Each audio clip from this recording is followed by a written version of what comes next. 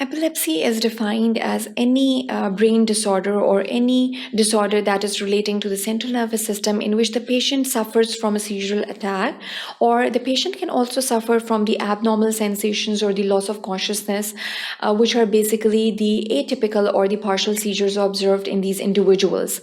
So usually the person has the pre-ictal phase in which he has that sense or that sensations of aura in that phase, and then we have the ictal phase in which the person is having the seizure, and then we have the post-ictal phase that is observed in these individuals as well. So over here in this section, we'll be focusing on the post-ictal phases. What are the different precautions that are taken usually in the patients of epilepsy in the post-ictal phase? What are the clinical presentations that are quite typical to this post-ictal phase will be described over here in this section. First of all, the history taking is again very important. Once the patient is stabilized, you can take the history from the patient and you can take the collateral history from the primary caregivers or the witnesses that were present when the seizure was taking place.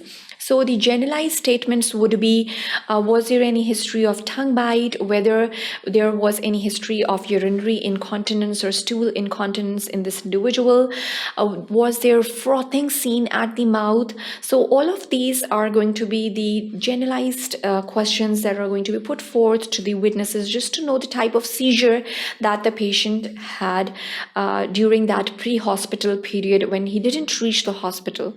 So then we have the post-seizure precautions, and we'll be discussing them as well in this section.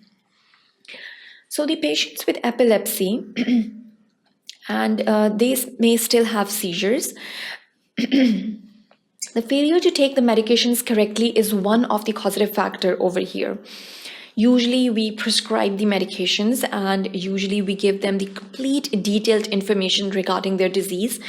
But the medications are not correctly taken in the correct amounts at the correct time is the failure of the treatment. The variations in the medication's effectiveness is again seen in these individuals. The sleep deprivation is one of the causative or the triggering factors of the epilepsy or the epileptic seizures in these individuals. The stress or illness is one of the triggering factors. Then we have the hypoglycemia or dehydration, which can be one of the risk factors over here. The alcohol, drug use, or the withdrawal is one of the symptoms. Then we have the hormonal fluctuations that are quite commonly seen in these individuals. The flashing lights or the other triggers are also very commonly seen in these individuals who suffer from epilepsy at our hand. Then we have the post-ictal phase. Some patients never achieve the effective seizure control, may experience the varying degrees of financial, social, and the legal problems in these individuals. So usually the post-ictal phase, the manifestations are quite, there's a variety of manifestations in these individuals. The lifestyle of the individuals is affected. There are legal problems, there are social problems, and there are financial problems at stake when you are suffering from epilepsy. The pre-hospital treatment usually that is carried out for the generalized tonic-clonic seizures, it consists of the assurance of a scene safety.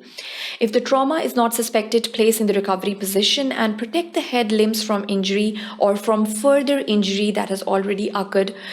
Follow the ABC protocol, that is basically the stabilization of the airway, the breathing and the circulation in these patients is again very important.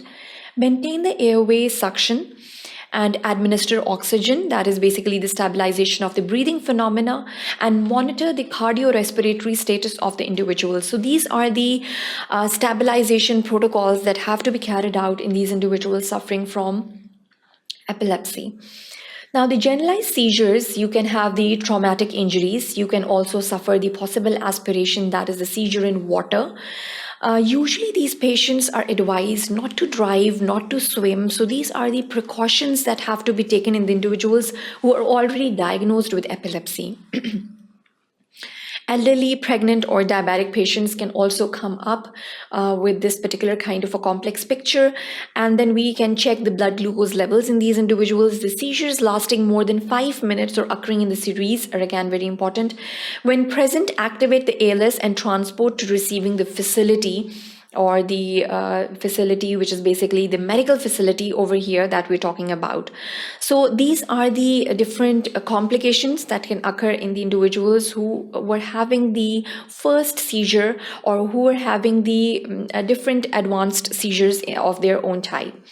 After the seizure stops, what are the precautions that have to be taken? Continue to monitor the cardiorespiratory status and evaluate for injury in these individuals is again very important, because usually it is the first attack or it is the first seizure.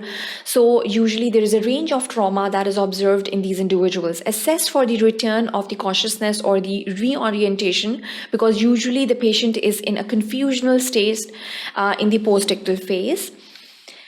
Obtain the pertinent medical history or the emergency contact information just to inform the relatives or just to inform the primary caregivers regarding the incident that has already taken place.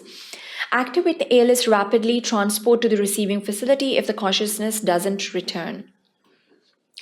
The questions asked to the witnesses would include the description of the seizure event, identifying the information for the patient emergency contacts, and the prior history of the seizures, or whether it was an isolated seizure in that individual, whether it is a case of a repeated seizure that has to be asked by the witnesses, or the other medical problems, if he's suffering from any other medical problems, if he or she has any history of drug addictions or drug misuse is again very important over here. After first time GTC seizure, or if there is another medical condition, medical evaluation is again very necessary over here. ALS responds to the GTC or the generalized tonic-clonic seizures. The per local protocols administer the medicines to stop the seizures activity, distract the rectal gel form. Diazepam or Valium is sometimes given in these individuals. Intravenous diazepam is usually given. Midazolam is administered IV, IM, buccal, or intranasal midazolam is sometimes given in these individuals. Then we have the lorazepam administered IV, that is intravenous, or it can also be administered intramuscularly in these individuals.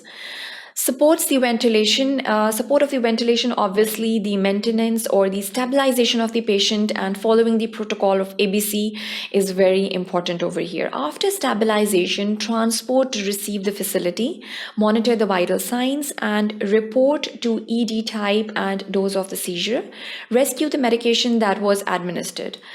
So the complex partial seizures may be reported as drunkenness or the illegal drug use in these individuals. And then we have the medical conditions such as stroke or the diabetic reactions that are also observed in these individuals. Persons acting strangely, usually they are in a phase of aura or they are in a phase of a confusional state in the postictal phase. So that has also to be kept in mind. Then monitor the recovery, check the blood glucose levels, reorientation to the surroundings is again very important, evaluate for any injuries that have taken place, more in-depth history as appropriate as possible in these individuals. So in this section, basically, primarily we focused on the post-ictal phase. What are the precautions and complications that are usually observed in the post-ictal phase is again very important over here. So that is the end of this section. Thank you for watching sqadia.com.